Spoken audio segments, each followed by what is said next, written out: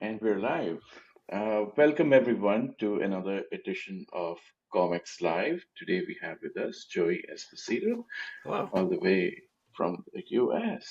We have a mixed audience. We have some audience in Australia, some in the US, sometimes people from UK as well tune in. So I mean, I wish I was over there with you all. Let me tell you what. It's not great over here right now. I know, I know, I know. It's all of us are trying to keep ourselves distracted from from what's happening in Washington D.C. right now. So Yeah. yeah, Um, yeah, it's bleak, but at least we got comics, right? Comics will keep exactly, us afloat. exactly.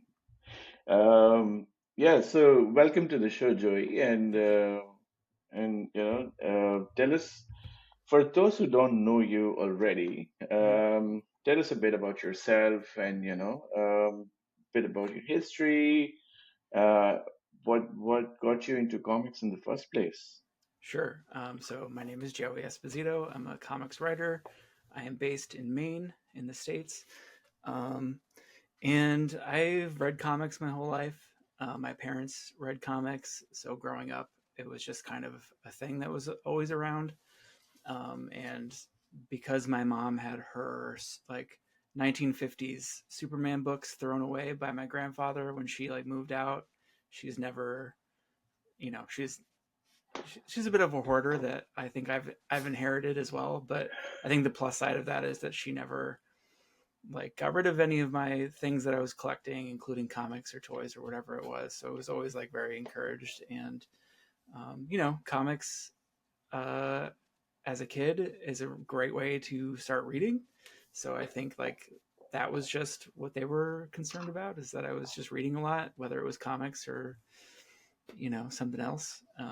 So yeah, it's just always been part of my life. And then early on after college, I went to film school. But while I was in film school, I took some comics and cartooning courses that really kind of opened my eyes to um, the possibility of being a comics creator.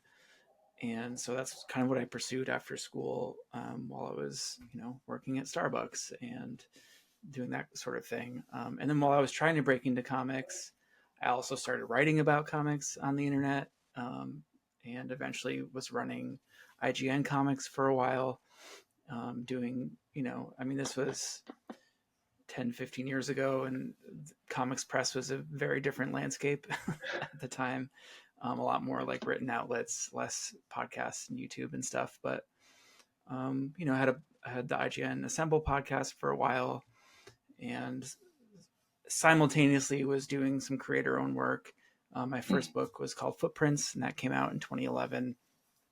And then I sort of hit a point where, I realized I couldn't be doing both because there's like trying to get work from publishers that I would also have to cover for work like related, press Yeah. releases or reviews or whatever it was. And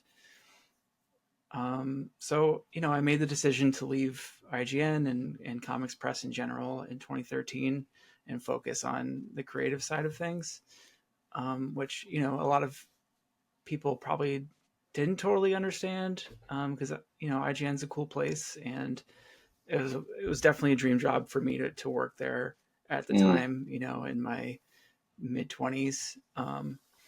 And, but I think it was the right call. And that's not to say there aren't other creators who have successfully done both without making like a hard stance like I did. But yeah, so then basically since then, I've just been doing my best to put stuff out and get work. And eventually I landed in the DC Comics Writers Workshop in 2017. So I've done a smattering of DC work here and there, some Batman arcs, and I worked on the Aquaman 2 prequel comic and some short stories here and there.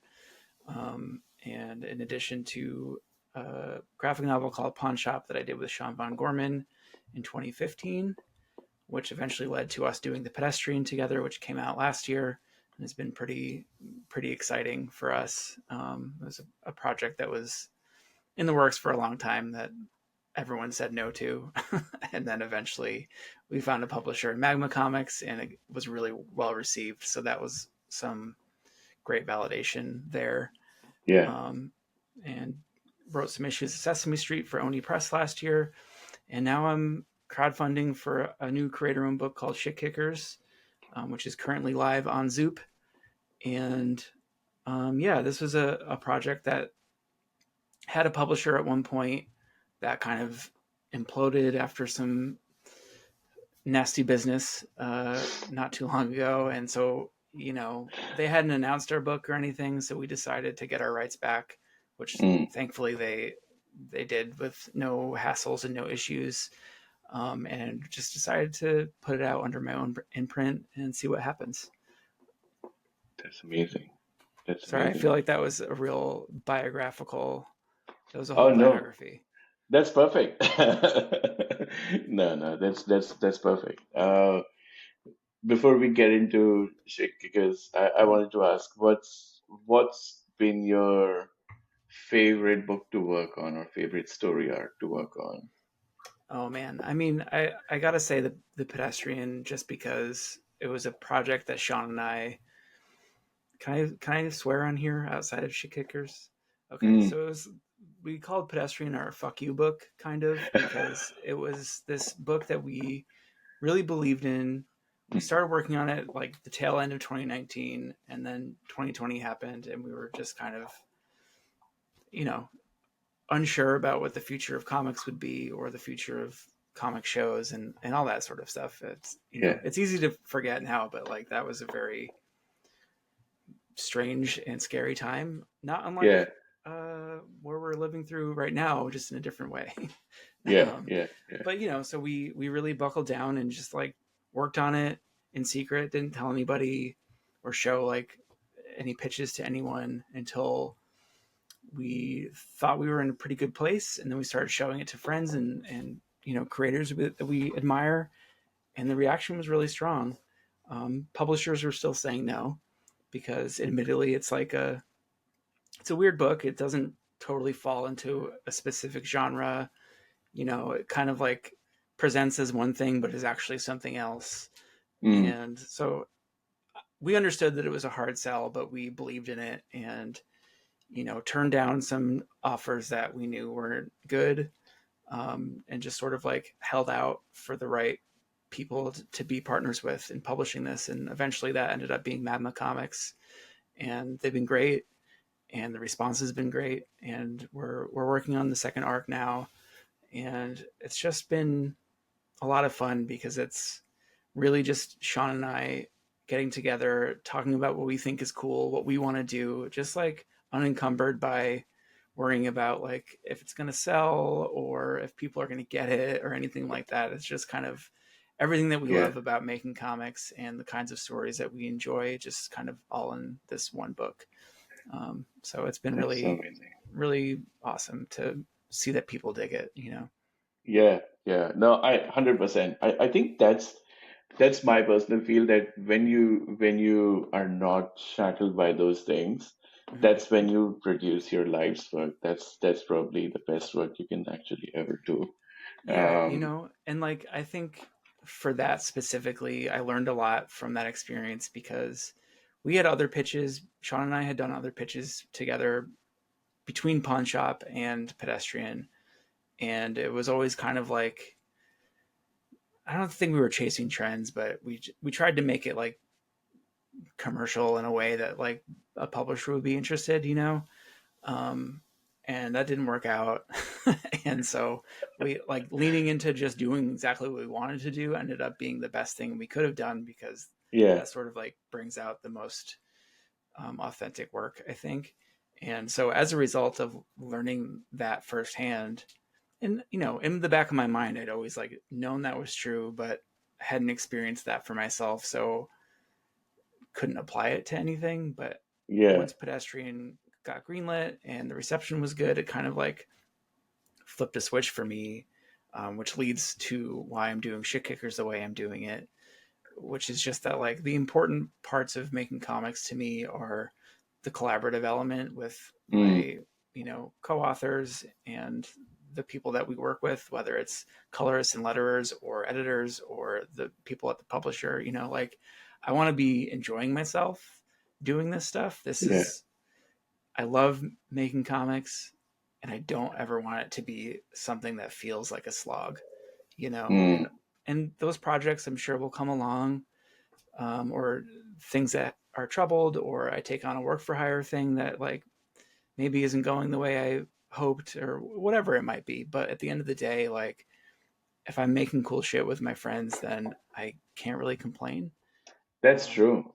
and so that's kind of where my imprint Soup Dad Comics comes in, and crowdfunding shit kickers, and just like making sure that I'm doing work that I care about, but also that I'm not wasting any work Yeah. in terms of, you know, oftentimes you build a pitch, which is, you requires all of the heavy lifting. You have to plot it out from front to back. You have Yeah. to get artists on board. You have to make sample pages and get letters and colors and commission a cover. Like you're doing all this work, and I'm Yeah. like plotting everything. I hate plots. I hate them.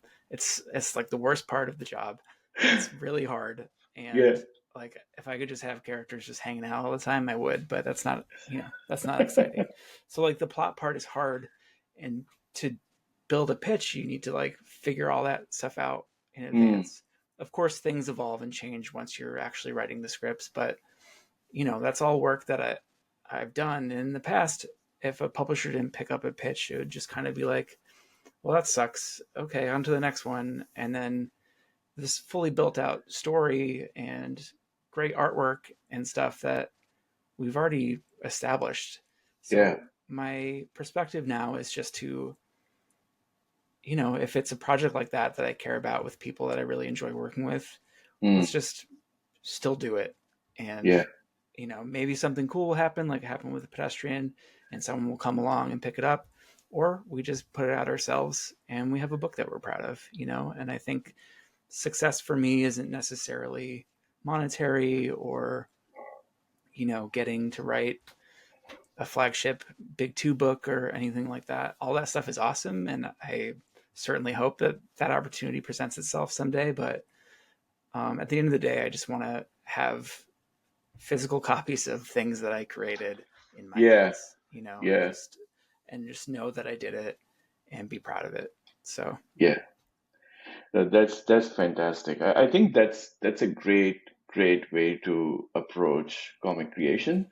yeah, Um, I think like people value, and I'm not saying it's wrong to value publishers' inputs and everything. I think there's definitely a lot of value in it because these people know they trade and they know what works for their audiences. mm-hmm. But that's the thing. It they have a very focused view of what works and what doesn't for their particular audiences. Right, Um, something may resonate, but they like they're also humans at the end of the day. They make mistakes just like everyone else. So yeah, but it's great that we have these tools in 2025 that you can yeah, take your stuff directly to people, directly to your audiences, and see whether it works or not with them, and that's what it really matters in the yeah, end. totally. And like we see, there's such a great ecosystem on places like Kickstarter where you see very successful indie creators just kind of in this self-sustaining loop of like, here's my new project. It gets funded with an insane amount of money that I can't comprehend. And then like they deliver and they do the next thing, you know what I mean? And I think that's awesome. And that's not something that's always been available. Of course, you could go to Kinko's and photocopy like mini comics and hand them out and stuff like that. But to have like a known system in place where readers can give you money directly to make the thing that you want to make is incredible, you know? Yeah, And so I'm just trying to take advantage of that a little bit more, and any sort of goodwill that I got from people enjoying the Pedestrian, hopefully they see that I love what I'm doing and want me to do more of it, and will just throw me $5 or whatever just to keep it going. I don't. I'm not aiming to live off of this stuff. That would be nice, but like I said, like the most important thing is just that it gets out there. I'm gonna be doing it one way or the other. Mm, So if I could get some help, that would be awesome. But yeah, if it doesn't work out, I'll find a different way, because there's just no other option at this point. There's no plan B. You know what I mean? This is it. that's true. Yeah. Fair enough. Fair enough. And I mean, yeah, let's get into the comic book itself. Let's talk Sure. about Chick Kickers and what's the story about. Because like you said, including you, there's some fantastic talent packed into this book. So So yeah. Shit Kickers is I like to call it kind of like Lethal Weapon meets Starship Troopers meets Big Trouble in Little China.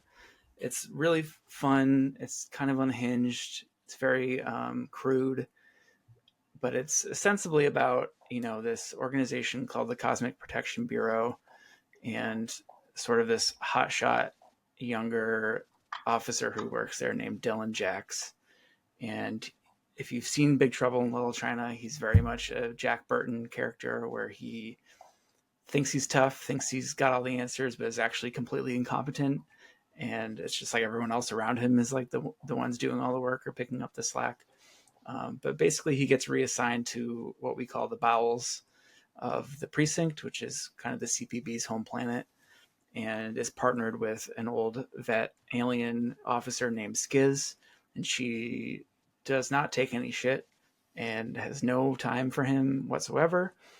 But he's desperate to like get back in the action and clear his name, and get back in the good graces of the brass. So he um, kidnaps Skiz basically, and they start off on a new adventure that he really has no idea what he's dealing with, and they accidentally sort of uncover some conspiracies regarding the CPB, who is not the all the angelic institution that they would present themselves as. So it's very silly, it's very fun, but it's ultimately about fascism and the way in which fascism preys on citizens and convinces otherwise normal people that what they're doing is a good thing, when in fact it's they're Nazis. So wasn't intended to have so much parallel to current events, but here we are. Yeah. So we started working on this in 2021, and as my co-creator is an Italian artist named Andrea Schiavone, and our colorist is a friend of his named Sabrina Filieri, and our letterer is Lucas Catoni. And I'm just so stoked with how this book looks. I think Andrea is a future superstar for sure, even though he would hate that I said that. But our book is Looney Tunes, but he's still able to deliver some really great emotional stuff and Yeah. lots of action beats. And I mean, just look at that. That's such Yeah. like, it's just such a unique visual language for the book, Yeah. that I'm really proud of. Absolutely. No, I think, like I said, this page itself, it has so much motion and movement. Like Yeah. I just love how it's set up. Yeah. Yeah. He's incredible. And like with Sabrina's color, like seeing them, our pitch pages had a different colorist who did a great job, but like, it did its job for the pitch, but it wasn't quite what Andrea wanted, I don't think. And so when we brought Sabrina in and watching them sort of get in the groove and find like a way of working together that just really meshes so well, like Yeah. it's stunning. It's amazing. Like I think I've seen this in comics especially, that when people find the right person to work with, Mm, they just like when it just clicks so well. yeah. And you can see it on the page. Like it's literally in the result of the end product. So yeah, it's Yeah, I mean, interesting. I feel that certainly. I feel like the art team itself really clicks, and then just like all of us as a whole, I think it just I like Andre and I didn't know each other before we started working together, but we pretty quickly became friends, and I think that is like I said, like that's an important part of this for me. Sean and I are similar. Like we talk all the time. We talk through story. We talk through ideas. Um, you know, writing can be pretty isolating if you're just kind of working on your own. And so, what I like about comics is that there are all these people to like bounce ideas off of, or maybe they suggest something that you hadn't thought of, and just I don't know. Any comic book is like a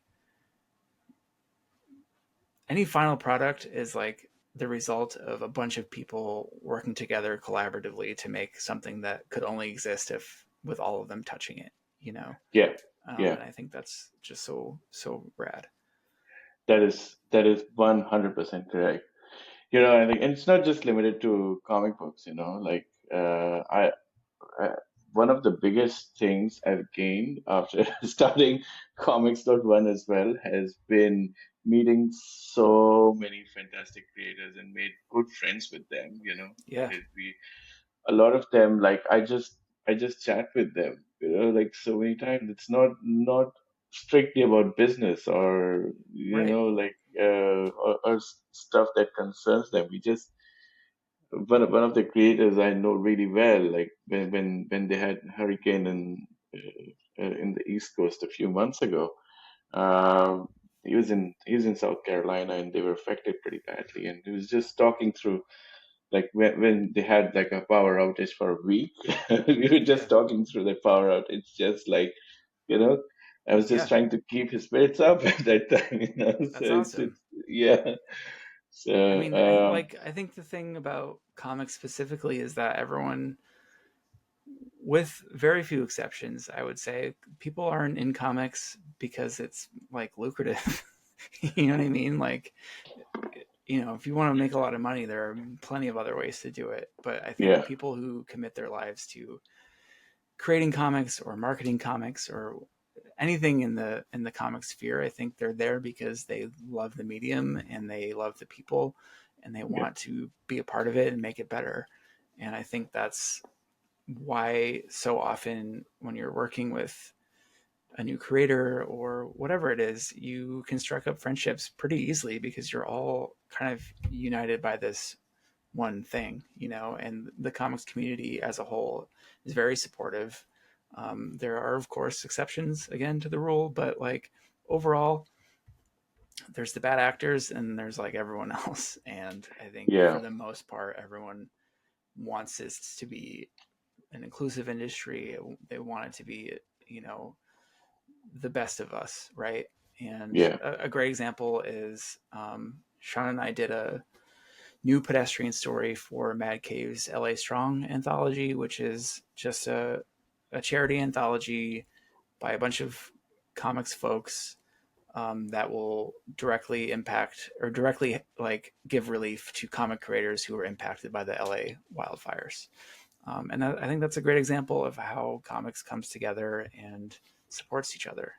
Yeah, yeah, certainly. Yeah, definitely. I think like there's also a lot of like I constantly see people doing campaigns that donate to certain causes, and Mm-hmm.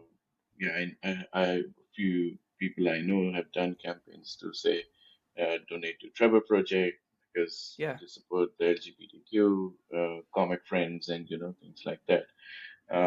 Yeah, like I love the community. I love how people use comics as a medium to support the causes close to their heart as well. So yeah, yeah, agreed. And I just want to, while you have this cover up, this is a variant cover for Shit Kickers #1 by Declan Shalvey that you can only get through the Zoop crowdfunding campaign. So if you're into it, I highly encourage you to go to the Zoop campaign and back it. We also have a variant for issue #2 by Seth Demus, which is also only available through the campaign. So very, very cool stuff. Is that the one There, you're talking about? there we go. Yeah. Yep. So just like, I'm so proud of us for just pulling all this stuff together completely on our own. Yeah. And yeah, so hopefully, I think we have like 180 something left to go in 5 more days. So I feel like we're gonna do it, but it is a little bit stressful. Yeah. No, I know. Sometimes when things come down to wire, like you don't know till it happens. Yeah. It hasn't happened till it happens. That's the feeling you get Well, with I did make a post on Blue Sky today that if this gets funded today, I'll get a shit kickers tattoo. But so far no takers. But I'll do anything. I'll back it at the thought of that. So, There you go. See, whatever works. that's amazing. That's amazing. Tell us a bit about the reward tiers that you have in the campaign. Sure. So we have. So I'm doing these. It's a 6 issue series, but I'm doing them 2 issues at a time because I love single issues. I love serialized comics. I love like the letters pages and backup material in books. So I definitely want to encourage sort of a readership in that way of like having columns and maybe essays about buddy cop movies or whatever, like making it more than just the story itself. So I'm doing it 2 issues at a time. So our campaign currently has rewards for physical copies of 1 and 2. We also have PDFs if you're more of a digital reader, including one that's just sort of the story itself. And there's like a deluxe PDF that will have the issues in its entirety with the script and inks and colors, just to see the behind the scenes process. And then, of course, we have Declan and Seth's variant covers, or you can get a set of all 4 of them, or you can get everything, which also includes a really cool sticker sheet that Andrea designed for this, as well as enamel pins of Dylan and Skiz. And our plan is, if everything you know goes to plan, is to have Mm, each campaign introduce new enamel pins of the other characters. So by the end of all 6 issues, you can collect all 6 pins, which I think will be cool. nice. There's an art print of Andrea's issue number 1 cover, and then I'm also offering some like script review slash consultations. So if there's any newer creators that are interested in writing comics and need some help or guidance, $50 gets you a Zoom call and we can talk about whatever you need. Yeah, And also, Andrea is doing digital avatar commissions for your social media, which I think is very cool. And then there's add-ons like back issues of Pedestrian or Batman or whatever you might want. yeah, yeah, yeah. So kind of like keeping it streamlined, but I think offering some cool stuff. It's fantastic. It's lovely. Do you And we have do? we have this rad trailer that a friend of mine helped me put together, which features original music from me. So Wow. which is also available to listen on Spotify and wherever else you get your music. So just to like show you how DIY this is, and how passionate we are. Like this is all of us. This is all us, just putting it out there and doing whatever we can to like stand out. That is Um, so amazing. yeah, No, I think. Obviously, I feel like the team will make it in the end, but just kudos to the team for you and your team to put this thank together. you. Um, And I yeah, think like that's an important part of comics too, especially indie comics. Is like there's just so much you gotta do what you can to stand out. Whatever that looks like to you, whatever's like within your wheelhouse or comfort zone. Um, just do it. Like yeah, I think sometimes people maybe get in their heads about is anyone going to care or why should people care? I'm nobody, whatever. And like, who cares? Just you got a story that you want to get out there, whatever yeah, whatever feedback you're getting, just stay the course and do it the way that you want to do it. And Exactly. you know, once you finish, you move on to the next thing, and you never know what will Exactly. happen. As long as you're happy with it, that's the only thing that really matters. That's very, very, very, very true. I think that's probably the I would say that's the best takeaway from this interview. I would say, like, yeah, a lot of people get bogged down into specific stuff, like, oh, I want to do it for this, for that. I think just do it Yeah, for your own happiness, yeah, exactly. You know, I mean, and look, this is something that took me a long time to learn. I'm turning 40 next week, and you know, I started doing this when I was in my early 20s. So it's like definitely went through those periods of like people I started out with or people I was in the DC workshop with or whatever who are like quote doing better than me. You know what I mean? And it's like you can look at it like that if you want, but it doesn't help anyone. It not only does it like minimize those their accomplishments because like they're not competing with you, you're competing with yourself really, and like you're projecting these feelings onto other people, which is unfair. um, but like you can't compare yourself to other people, you can't, you know, hope for, I mean, you can hope for certain things, but like you can't let those things not happening kind of send you down a path of despair, you know, which, Hmm. you know, I've been down more than a few of those and like crawled my way out. And I think just coming out of all of that is what I've learned, which is just to focus on yourself, focus on your work, and the work of your collaborators, because that's the only thing that you can really control.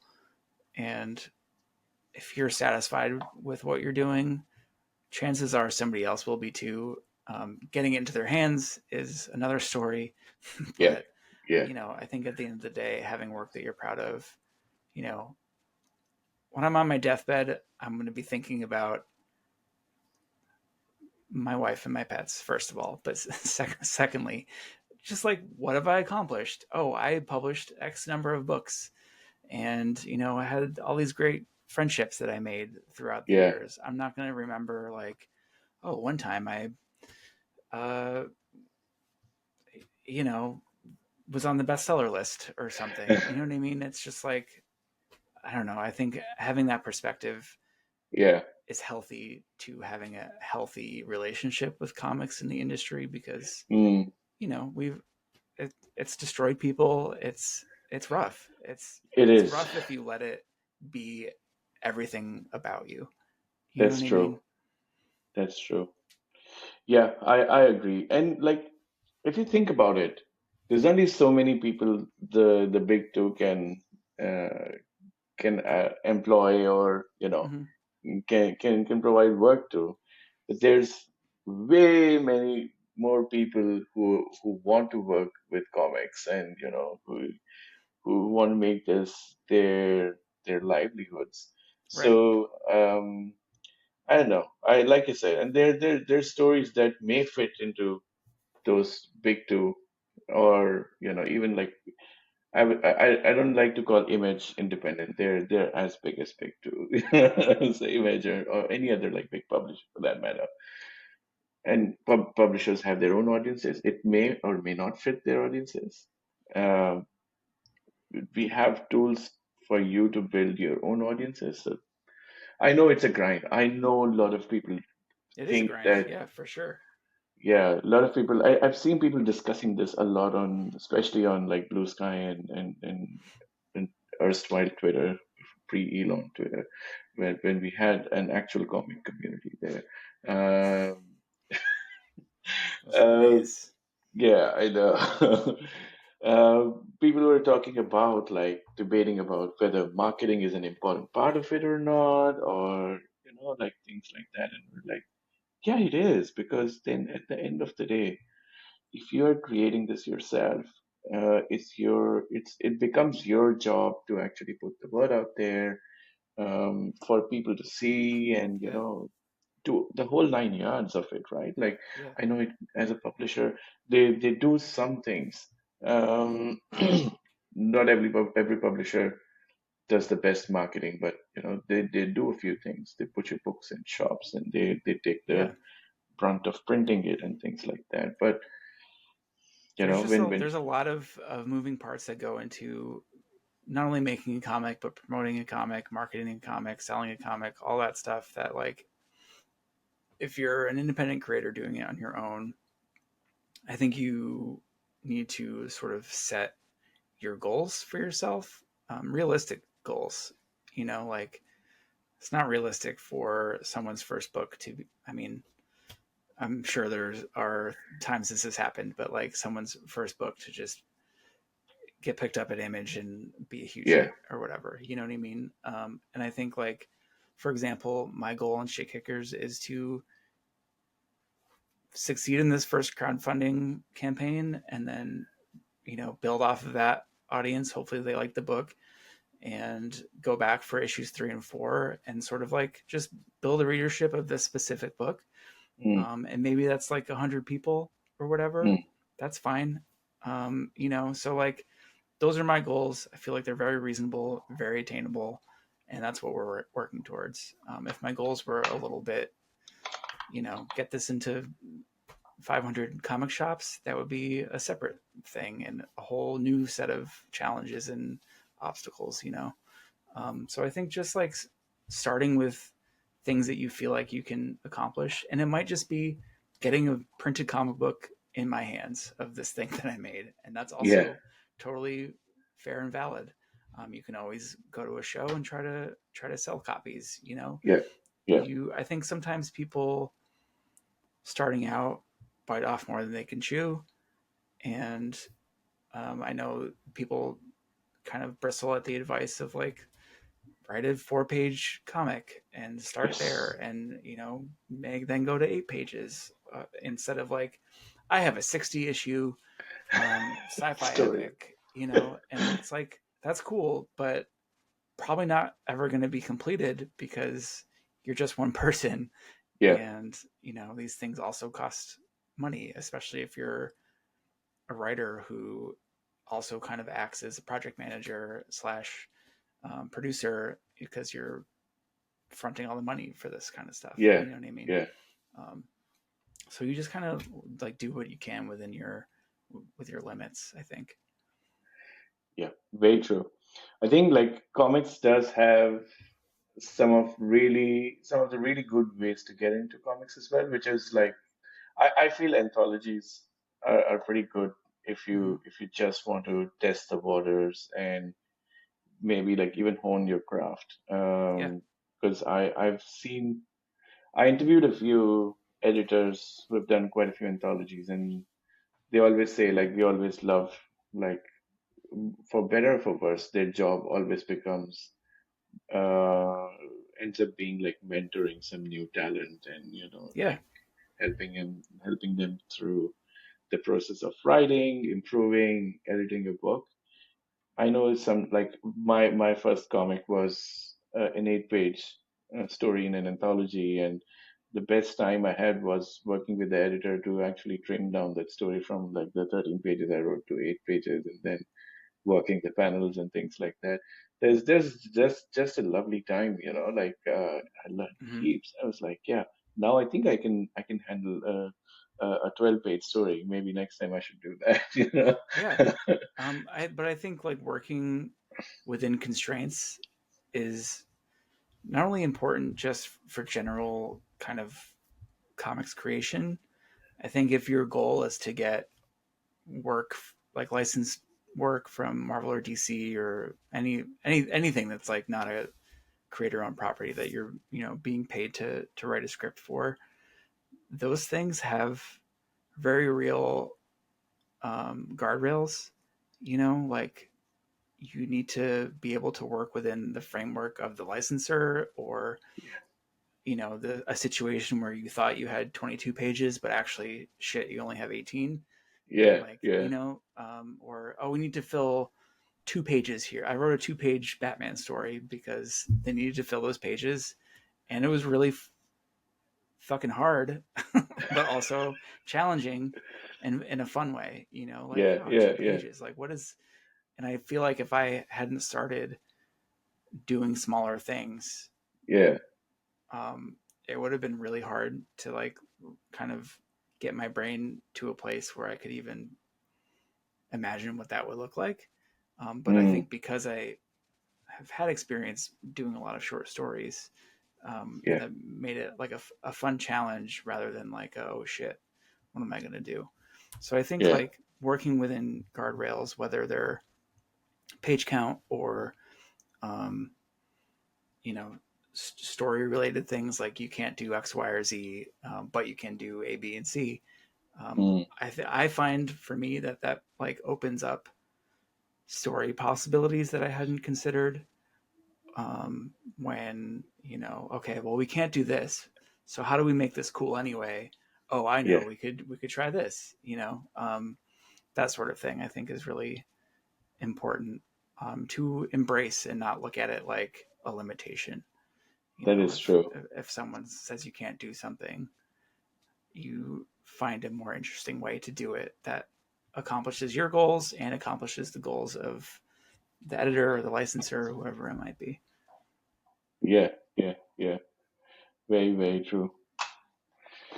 Cool. Amazing. I want to know what's your 2025 project slate looks like, What do you have planned this year? So right now we got shit kickers rolling. And as far as production on that book, Andrea is drawing issue 6 right now, so we're almost done like with production, and then it's just a matter of kind of uh, getting the books printed and out there. Um, Sean and I are working on more pedestrian, and TBD on if the publisher wants that or not. But we're just like we did with volume 1, we're just like gonna go forward and hope for the best, and hopefully we come to them and are like, hey, here's what we got, and they're like, okay. But we'll see. And then 2 new pitches that I'm working on. We'll do the usual kind of pitch those to publishers and see what happens there. um, what else? Working on a thing for DC that is just kind of like a one issue thing that there's no news about yet, but I'm hopeful to talk about soon. And then I Yeah. also have the second part of my Animal Man story from the DC versus Vampires series comes out in March. So that's been really fun to do. Horrific, just really give Animal Man just a real hard time. He's just can never catch a break, and that is definitely true in our vampire story. So, and then beyond that, just working on some new ideas, outlining a novel. Where I have some writer friends that we collaborate on like TV pilots and things like that. Just stuff Ah, outside of comics that I like to dabble in just to for the experience and also to hang out with friends. that's um, true. and so yeah, but comics is the main thing. It's always going to be the main thing. So I'm hopeful to get some projects greenlit this year, but if that doesn't happen, we'll be back next year talking about crowdfunding those things. That's very, very cool. Now I think you have a full plate right there. There's also I feel like whenever you write things outside your regular medium, you always kind of expand the horizon of your own writing. Yeah, for sure. Um, yeah. So comics was actually my way of expanding the horizon because I have written a lot of short stories and Hmm. uh, like a novella before, and then I came into writing comics. So for me, like reimagining a scene a different way was really like really I don't know, it just felt very different and amazing, just to be able Yeah. to do that. Yeah, I mean, sometimes it makes you see things from a different angle, or I find like I haven't done a lot of like, oh, I tried this as a comic, I'm just gonna write it as a novel or whatever. But the times that I have, I've found that it kind of forces you to reevaluate everything basically about your story, because the pacing is so incredibly different, Yeah. and characters, maybe like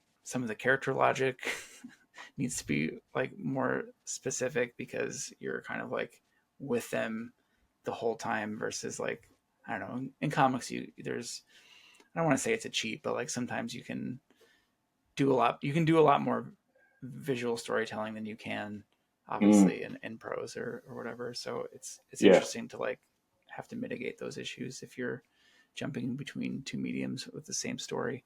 But I also kind of generally find that, I don't know, if I have an idea for something, usually like, oh, I have this idea for a comic.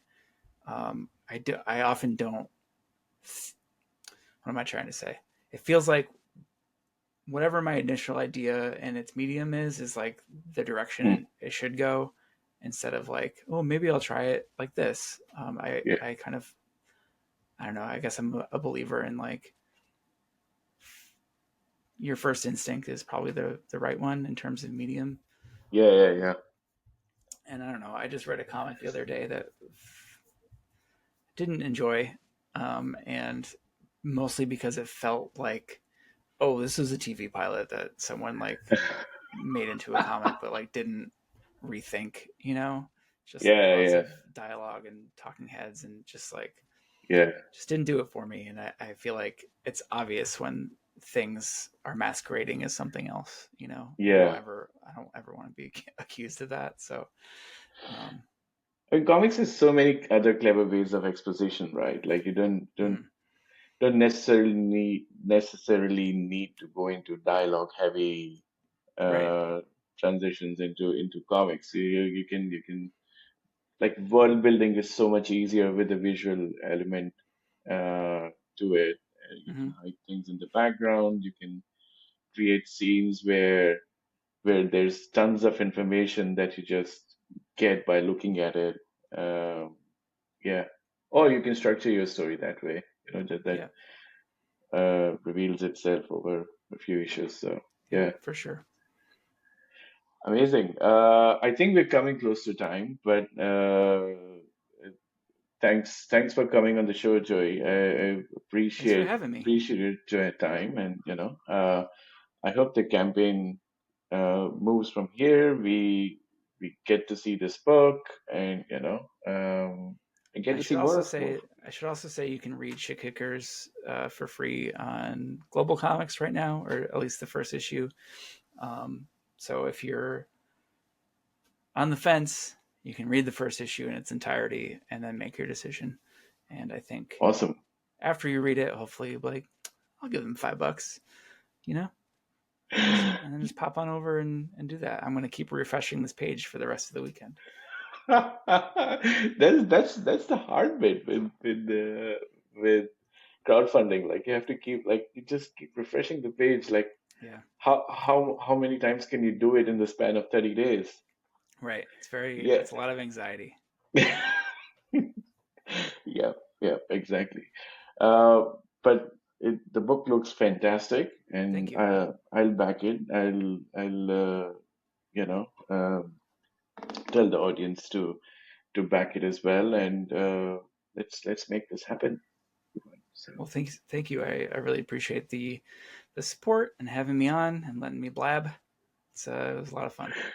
now I love writing so much as I love reading. So anyone who talks about writing, I just get self-indulgent and then Yeah, talk I get about writing. Yeah.